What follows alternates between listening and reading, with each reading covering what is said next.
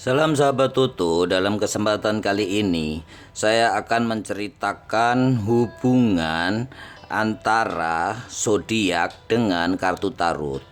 Jadi memang dalam awal mula mungkin kartu tarot itu dilandasi atau diilhami oleh zodiak itu sendiri, karena dalam sejarahnya ilmu astronomi dalam zodiak atau perbintangan itu jauh lebih tua dari lahirnya kartu tarot itu sendiri.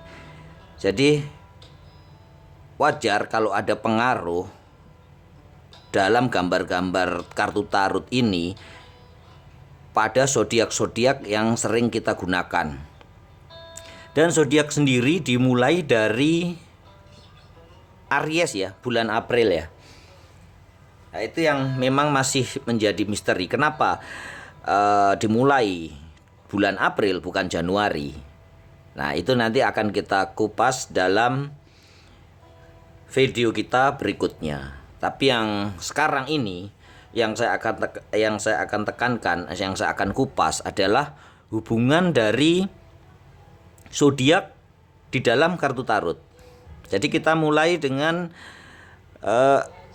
April ya, The Emperor. Walaupun tidak April murni, ada Maretnya untuk Aries. Akhir Maret sampai April itu adalah Aries, sedangkan untuk awal Mei sampai Mei akhir adalah Taurus, dan selanjutnya adalah Gemini, Cancer. Jadi berbeda dengan apa yang kita bayangkan ya. Kadang-kadang kita membayangkan kalau April itu pasti Aries, Mei itu pasti Taurus. Tidak seperti itu, karena ada potongan-potongan di awal Mei itu masih ikut Aries, dan di awal Juni itu masih ikut Cancer gitu ya. Mari kita kupas satu persatu. Jadi kartu pertama yang ditunjukkan adalah Aries. Aries itu di dalam kartu tarot dilambangkan sebagai The Emperor. Ya, dilambangkan sebagai The Emperor yang mempunyai kekuatan ya, keperkasaan, keras kepala, kedudukan.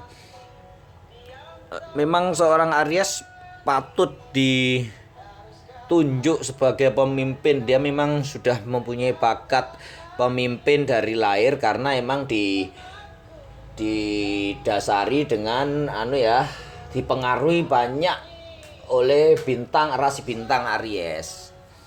Itulah sifat-sifat umumnya ya, ini general ya, sifat-sifat umumnya seperti itu. Jadi keras kepala, tegas, mempunyai sifat wibawa, berkewibawaan tinggi. Itulah Aries. Selanjutnya menginjak, kita sebut saja bulan Mei, itu adalah Taurus. Taurus digambarkan dengan kartu Hierophant di kartu tarot, yaitu seorang yang bisa dimintai pendapat, diajak diskusi, memberikan kayak konseling, diajak konsultasi. Itu Taurus enak sekali. Seperti juga karena sebagian dipengaruhi oleh rasi bintang Aries di awal-awal Mei. Jadi Taurus juga mempunyai sifat yang keras kepala, tegas juga. Cuman di dalam diri Taurus ada sedikit kebimbangan. Jadi Taurus memang orang yang suka bimbang ya. Suka bimbang, tapi dia adalah pemelihara, penuh kesetia kawanan, kasih sayang, dan sangat bijaksana ya Taurus. Maka digambarkan dengan kartu The Hierophant. Menginjak bulan Juni itu adalah Pisces ya. Gemini ya. Bulan Juni adalah Gemini yang biasanya digambarkan dengan anak kembar ya. Tapi di dalam kartu tarot digambarkan dengan The Lovers, Adam dan Hawa. Jadi seorang Gemini yang ada sifat pelin-pelannya itu karena memang dipengaruhi dengan rasi bintang Gemini ya, yang digambarkan dengan anak kembar atau kadang iya kadang enggak. Yang di kartu tarot digambarkan dengan Adam dan Hawa. Kita lihat Adam dan Hawa, bagaimana sih sifat-sifatnya dari seorang Gemini. Si cewek melihat ke atas, sedangkan si cowok melihat ke depan. Nah, itulah digambarkan dengan sifat Gemini yang berintuisi tinggi. Karena kalau pas sisi ceweknya yang muncul, yaitu senang akan intuisi dengan melihat dengan hati ya, hati nurani, atau percaya kepada hati. Sedangkan si cowok benar-benar percaya kepada logika dan berpikir secara realistis. Itulah dualisme sifat Gemini yang sering menggambarkan bahwa Gemini juga sedikit pelin-pelan, karena memang ada pengaruhnya dari rasi bintang Taurus. Tapi Gemini memang orang yang pencinta ya, pesolek. Keanggunannya atau daya tariknya memang tidak bisa dihindarkan lagi. Ya, di dalam gambar The Lover sendiri ada digambarkan pohonnya, pohon kehidupan yang dililit dengan ular. Nah, ini ada sisi baik dan sisi buruknya, yang ada juga dengan bidadari ya. Ya, kita lanjutkan dengan April, Mei, Juni, Juli. Juli akan dipengaruhi Cancer, rasi bintang Cancer. Rasi bintang Cancer yang dilambangkan dengan kekuatannya, terus kecerdikannya, kelincahannya dalam bergerak. Cancer sendiri memiliki daya pikat yang tinggi dan dia adalah seorang killmaker ya. Kalau di dalam perusahaan, pengambil keputusan yang sangat cepat dan pergerakannya yang sangat tinggi, sehingga membuat Cancer cocok untuk dijadikan sebagai ujung tombak dan pengambil keputusan dalam dunia marketing. Ya, selanjutnya di bulan Agustus dipengaruhi rasi bintang Leo. Sedikit juga rasi bintang Cancer. Leo menggambarkan kekuatan, kekerasan, ketegasan. Tapi di dalam kartu tarot digambarkan dengan strength adalah waktu Leo dielus oleh seorang wanita. Bisa jadi itu mengelus, menundukkan, bahwa kekerasan hati Leo itu tidak bisa dilawan dengan kekerasan juga ya. Jadi kalau mau menundukkan Leo atau mau berinteraksi dengan Leo, menjalin hubungan yang baik, pasangan atau Anda harus tahu bahwa kita harus menundukkannya dengan atau membarenginya dengan kelemah lembutan. Ya, itulah Leo, rasi bintang Leo yang digambarkan dengan angka 8 ya. Ini angka 8 dan di atas kepala wanita itu juga ada infinity, simbol angka 8. Itu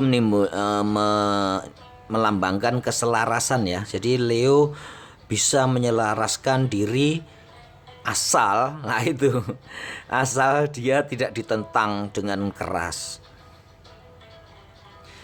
Begitu ya. Kita selanjutnya setelah bulan Juni adalah Juli, Agustus ya. Agustus dipengaruhi rasi bintang Virgo yang digambarkan dengan The Hermit. Ya, Agustus September itu ya. April, Mei, Juni, Juli, Agustus, September. Ya, kebanyakan September adalah Virgo yang digambarkan dengan Hermit. Seorang Virgo adalah seorang yang lemah, lembut, manja. Ya, dan dia adalah seorang pencinta sejati, selalu ingin diperhatikan, selalu ingin mencari perhatian.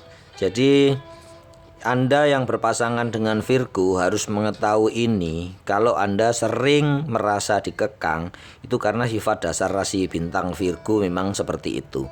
Dan untuk Virgo sendiri, beri kelonggaran ya kepada pasangannya sekali waktu. Jangan terus-menerus ditempel, harus sekali waktu. Biarlah mereka pasangan Virgo menikmati waktunya sendiri ya, sebulan sekali lah, kalau bisa seminggu sekali, biarkan mereka menikmati waktunya sendiri. Gitu ya, kita lanjutkan dengan Agustus. Habis Agustus adalah September yang dipengaruhi oleh Libra ya. Libra dengan simbol The Justice yang membawa timbangan ya, justice, keadilan. Maka itu dikenallah Libra karena pertimbangannya itu sebagai seorang yang susah mengambil keputusan ya. Justru karena pertimbangan dia selalu melihat sisi baik buruk, apa yang bakal terjadi. Itu yang menyebabkan Libra akhirnya menjadi seorang yang susah untuk mengambil keputusan. Tetapi dia akan sangat bijaksana karena benar-benar berpikir dengan matang apa yang bakal dia lakukan, apa yang ingin dia kerjakan. Begitu ya. Selanjutnya April, Mei, Juni, Juli, Agustus, September, Oktober, November dikuasai oleh rasi bintang Scorpio, seorang yang misterius, perubahan. Dia adalah seorang reformis ya. Dia seorang yang bisa membawa perusahaan atau rumah tangga selalu dalam suatu keadaan yang dinamis. Ya, inilah bintang Scorpio ya. Dia juga seorang pecinta sejati yang benar-benar ingin dicintai oleh seseorang dan tidak mau berbagi sama sekali dengan orang lain. Itulah kekuatan rasi bintang Scorpio. Transformasi. Ya. Selanjutnya adalah setelah bulan November, kita lanjutkan dengan bulan Desember. Desember yang dipengaruhi oleh rasi bintang Sagittarius. Ya, Sagittarius yang misterius ya. Dia juga Sagittarius termasuk yang berelemen api ya, yang berapi-api. Dia bisa membawa seseorang on fire ya, penyemangat yang handal. Itu adalah Sagittarius. Sagittarius juga merupakan orang yang suka berpesta dan dia juga pencinta. Dalam hubungannya Sagittarius sering ya untuk dibimbing dalam menemukan cintanya, karena sekali mencinta dia benar-benar akan menjadi cinta sejati Anda. Selanjutnya adalah Januari. Januari dipengaruhi oleh rasi bintang Capricorn yang digambarkan di sini adalah The Devil. Ya, tanduknya ya, Capricorn merupakan orang yang sangat materialistis ya. Jadi sangat realistis ya, maksudnya saya. Juga memang realistisnya itu yang menyebabkan dia sangat memandang material. Di sini juga yang dikuasai adalah Adam dan Hawa ya, yang sudah jatuh ke dalam dosa. Capricorn yang bertindak sebagai penentunya. Jadi dalam diri Capricorn ada sisi baik dan sisi buruk juga yang sangat berperan, sehingga Capricorn harus benar-benar tidak boleh jatuh kepada sisi buruknya karena akan menjadi jahat sekali. Tapi kalau sudah menjadi orang yang baik, Capricorn akan menjadi teman yang sangat baik sekali dan pasangan yang benar-benar istimewa. Begitu ya rasi bintang Capricorn. Zodiak Capricorn yang digambarkan sebagai the devil bukan berarti setan yang sebenarnya, tetapi memang itulah yang ada di dalam diri kita yang harus kita pelihara, kita manfaatkan, kita manage, sehingga setan yang di dalam diri kita itu nafsu ya, maksudnya ya, bisa benar-benar terarah sesuai dengan yang kita inginkan. Ya, setelah Januari kita menginjak ke Februari, yaitu bintang Aquarius. Akhir Januari sampai ke Februari awal ya, itu adalah rasi bintang Aquarius, merupakan bintang yang disimbolkan dengan the star, kelahiran kembali, pencerahan, sesuatu yang benar-benar hebat ya untuk Aquarius. Aquarius sendiri orang yang berintuisi tinggi ya, digambarkan oleh kaki yang di bawah air, seperti juga dengan Sagittarius. Itu orang yang berintuisi tinggi, pandai memimpin. Aquarius sendiri sangat bisa mempengaruhi orang lain dengan kata-katanya, bahkan dengan tatapannya. Itu Aquarius sudah bisa membuat orang untuk bergerak atau diam sesuai dengan keinginannya. Begitu ya, kita lanjutkan dengan rasi bintang yang terakhir setelah Aquarius adalah Pisces. Rasi bintang Pisces digambarkan oleh kartu tarot The Moon. Pisces, the moon, sedangkan gambar ikan kembarnya di sini digambarkan dengan seekor anjing dan serigala. Nah, itulah Pisces. Memang ada sama ya, seperti Gemini, terus Capricorn, terus Pisces. Itu mempunyai dua sisi yang bertentangan, yaitu ada sisi baik dan sisi buruk yang sangat mempengaruhi diri mereka. Jadi di sisi Pisces sendiri, anjing sebagai penjaga atau kelemah lembutan, ketenangan, dan serigala sendiri seorang yang riuh ya, seorang yang riuh, riang, gembira. Jadi bisa Pisces berubah-ubah seperti itu. Jadi Anda yang berzodiak Pisces harus benar-benar memperhatikan seperti Capricorn.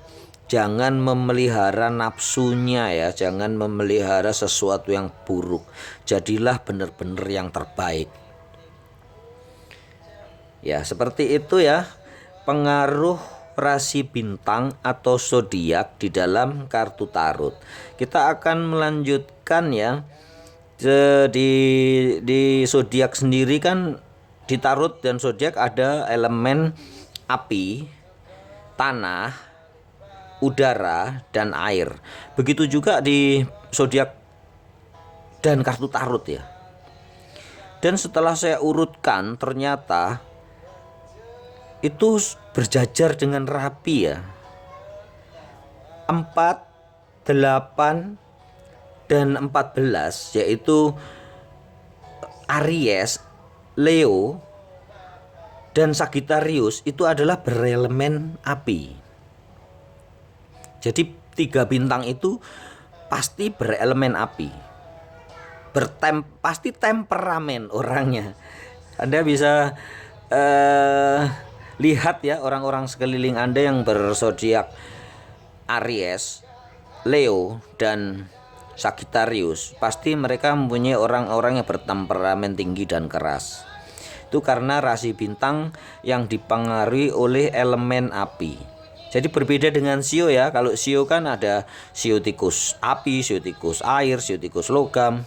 Kalau rasi bintang atau zodiak tidak bisa berbeda-beda. Kalau Aries ya pasti api. Sedangkan yang kalau Leo juga pasti api. Sedangkan yang berikutnya adalah dipengaruhi dengan elemen tanah ya. Tanah digambarkan dengan pentacle ya, kalau di tarot ya, kebendaan, keduniawian.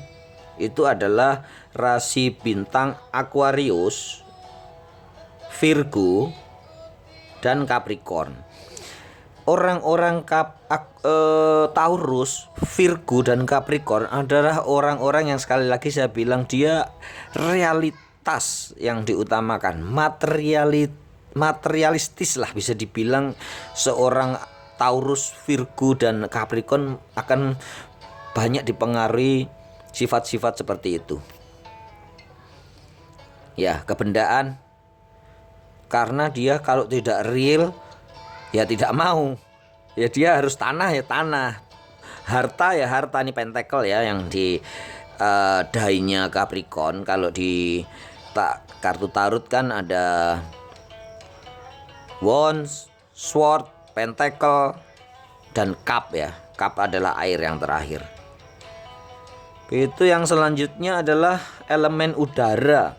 Elemen udara mempengaruhi rasi bintang Gemini, Libra, dan Aquarius. Ya berbeda ya dengan kalau kita lihat kan aqua, wah pasti elemen air. Ternyata bukan begitu. Aquarius sendiri adalah elemen udara. Libra juga elemen udara. Juga Gemini.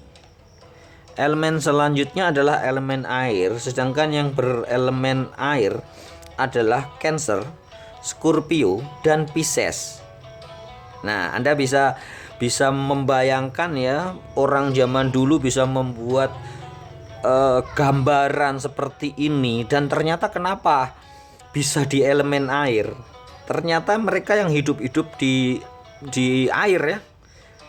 Pisces hidup di air, Scorpio bisa di dua sisi atau di tempat lembab lah dia senangnya ya Scorpio ya, di tempat-tempat gelap yang lembab.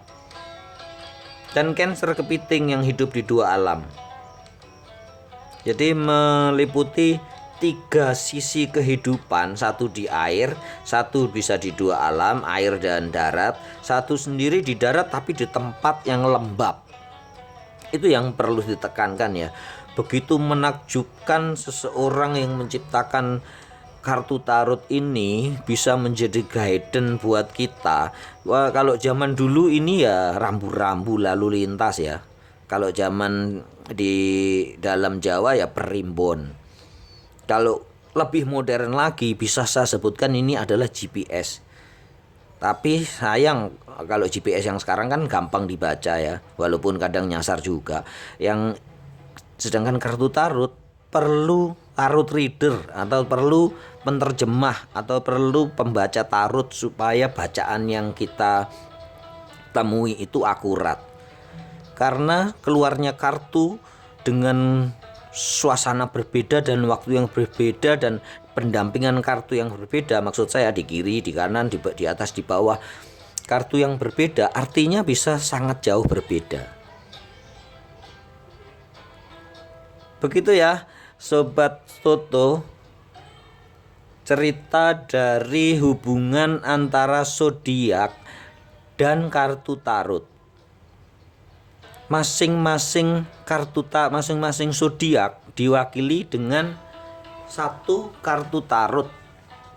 Sekali lagi, The Emperor mewakili bintang Aries, The Strength mewakili Leo, Temperance mewakili Sagittarius, The Hierophant mewakili Taurus, Virgo diwakili dengan The Hermit, Capricorn diwakili dengan The Devil, Gemini diwakili dengan The Lovers, Libra diwakili dengan The Justice, Aquarius diwakili oleh kartu The Star, Cancer diwakili oleh kartu The Chariot,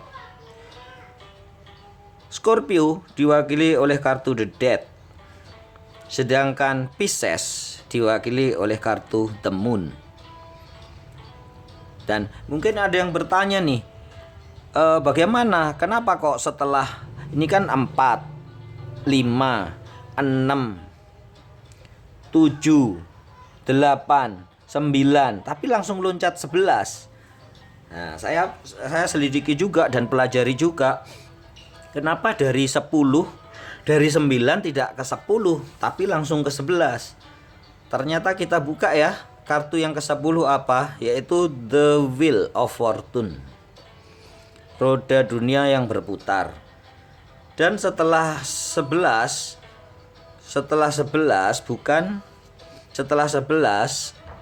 12 melainkan langsung 13. Nah, kita buka lagi kartunya ya. nanti akan saya ceritakan. Ternyata kartu nomor 12 adalah The Hangman. Ya. Setelah 13, 14, lanjut 15, 16 juga hilang. 16 langsung meloncat ke 17. Kita lihat kartu ke-16 adalah The Tower.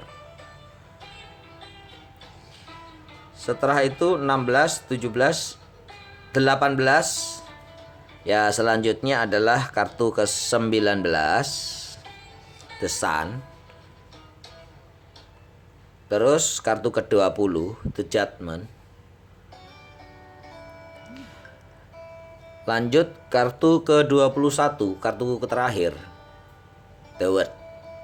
Seperti kita ketahui ya, Arkana Mayor meliputi 22 kartu yang diawali dengan kartu The Fool, yaitu angka 0. Kemudian The Magician, angka 1. The Empress, nomor 3. Kemudian nomor 2 High Prestige dulu ya, 1, 2, dan nomor 3 adalah The Empress.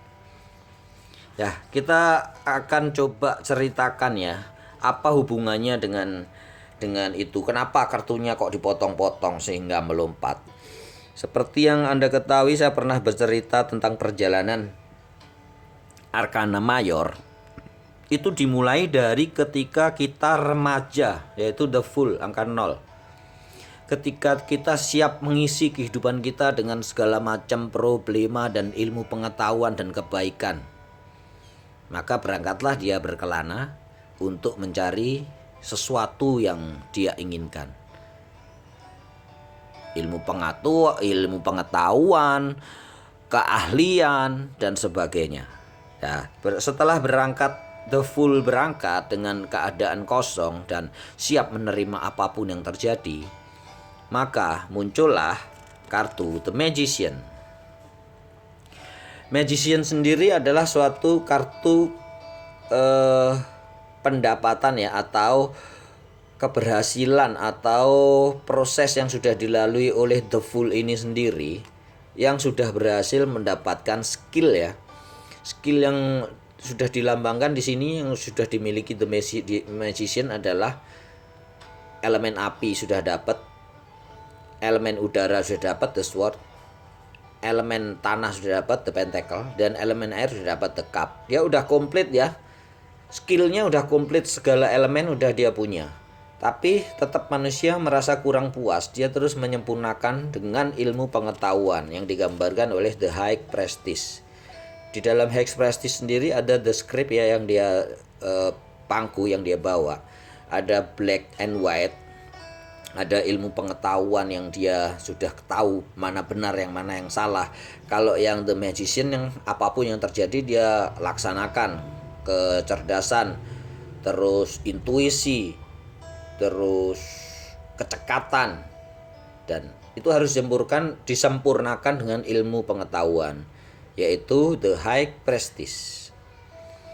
Di dalam yang ditutupi mahkota ini, kepala yang ditutupi mahkota dari ekspresi sendiri, itu terdapat sumber ilmu pengetahuan yang sangat tinggi ya, yang orang lain belum tahu, hanya High Prestige sendiri yang tahu. Dan The Magician tentunya, yang dia akan mengabarkan atau mengajarkan, menceritakan kepada orang-orang lain suatu misteri yang ada di dalam sini ya. Dan setelah semua didapat, maka menjadilah dia seorang ratu. The Empress adalah dilambungkan dengan kartu wanita, seorang wanita berdaster yang duduk dengan tenang, melambangkan kesuburan, kedermawanan, kemakmuran, terus dia kesabaran. Dia adalah seorang pemelihara ya, The Empress. Memelihara siapa The Empress? Mendampingi siapa? Nah, itulah perjalanan zodiak dimulai, yaitu mendampingi sang The Emperor. Begitu ya, sahabat Toto. The Emperor berjalan dengan setelah dia menjadi seorang raja yang kuat, dia memang membutuhkan seorang penasehat ya, penasehat The Hierophant. Terus dia menemukan cinta, The Lover, bergerak kembali dengan Cancer dengan penuh kekuatan, menggunakan Leo, menggunakan The Strength-nya, kemudian mencari pencerahan kembali dari rasi bintang Virgo, dan digambarkan dengan The Hermit yang membawa lentera dan tongkat, yaitu digambarkan dia yang selalu mencari pencerahan dan kebenaran, seorang yang tenang, arif, bijaksana, manja dan penuh kesayangan. Itulah adalah The Hermit. Dan kenapa meloncat di 9 ke 11? Ternyata kartu 10-nya adalah The World, yang menggambarkan bahwa roda itu berputar.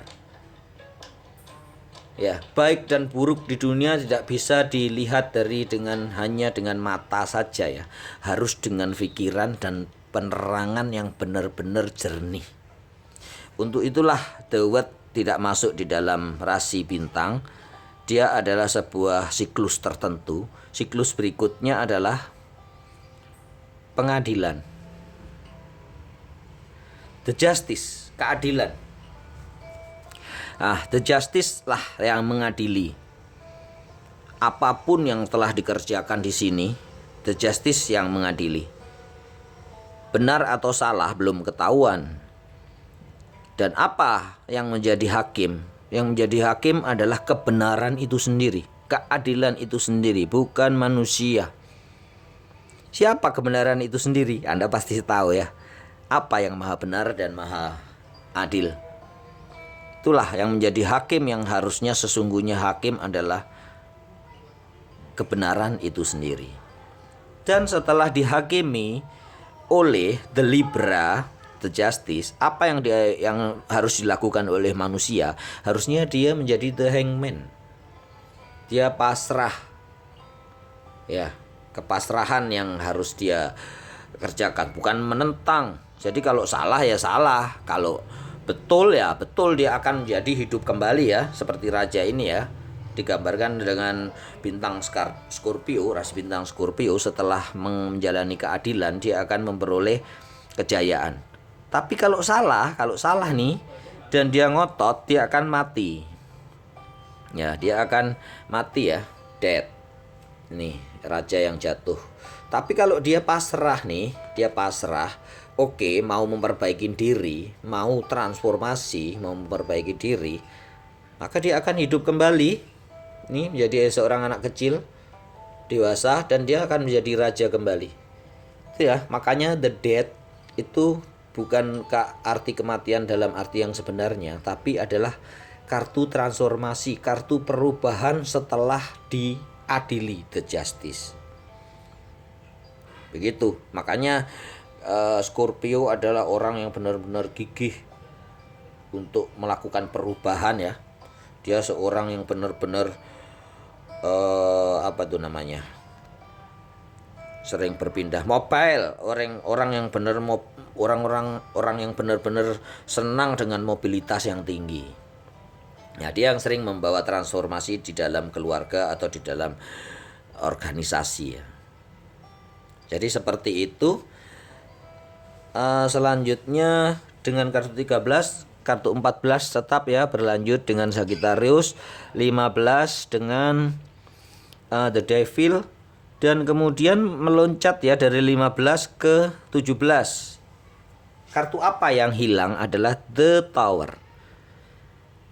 Nah, di The Tower sendiri digambarkan dengan setelah dia diadili nih, kalau dia sudah transformasi, dia terus berpesta pora dan dia terus terikat kepada iblis, tetap salah, tetap benar-benar menikmati nafsunya, membuat nafsunya menjadi hal yang utama, maka selanjutnya akan diturunkanlah The Tower, kartu kehancuran, kartu perubahan atau revolusi.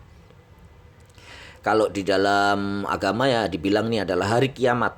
Kalau kamu tetap berpeluk kepada setan, atau memuja setan, makanya akan diturunkan the tower.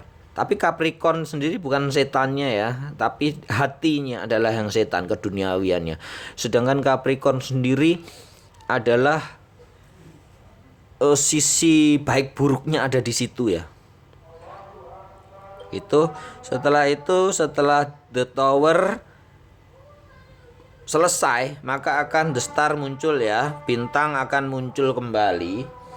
Bintang akan muncul kembali dengan adanya the